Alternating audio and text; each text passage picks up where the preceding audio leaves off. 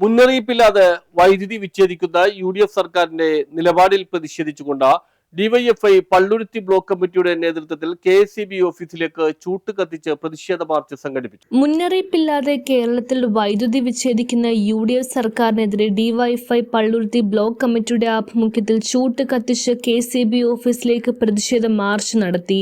Kacheripadi KSEB ഓഫീസിലേക്ക് നടത്തിയ march ജില്ലാ vice president advocate Maneesha Radhakrishnan ഉദ്ഘാടനം ചെയ്തു. Block president advocate PC Ananthu അധ്യക്ഷനായി. ജില്ലാ joint secretary KC Arunkumar, VM Dhanish Kumar, NG Sarun, CJ Joshy, PM Jithin, KS Madhav തുടങ്ങിയവർ സംസാരിച്ചു.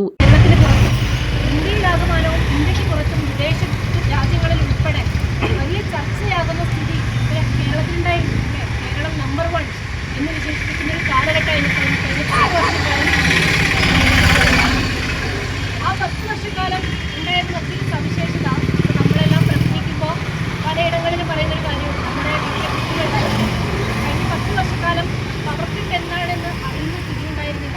കുഞ്ഞുങ്ങൾ, പരീക്ഷയ്ക്ക് തയ്യാറെടുക്കുന്ന ആളുകൾ, നിരവധിയായ വ്യവസായ സ്ഥാപനങ്ങൾ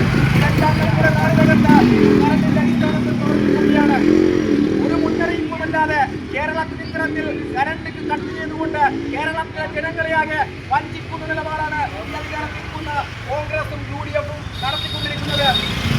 ഇതെല്ലാം കൃത്യമായി എന്തെങ്കിലും മറുപടി പറയാൻ ഇവിടുത്തെ വൈദ്യുതി മന്ത്രിയോ മുഖ്യമന്ത്രിയോ തയ്യാറായിട്ടുണ്ടോ? നമ്മൾ പരിശോധിക്കണം. ഇവിടെ MMLടക്കമുള്ള ആളുകൾ ഈ കേരളത്തിന്റെ വിദ്യാഭ്യാസ മന്ത്രിയായിരുന്നു. News bureau, Palluruthy.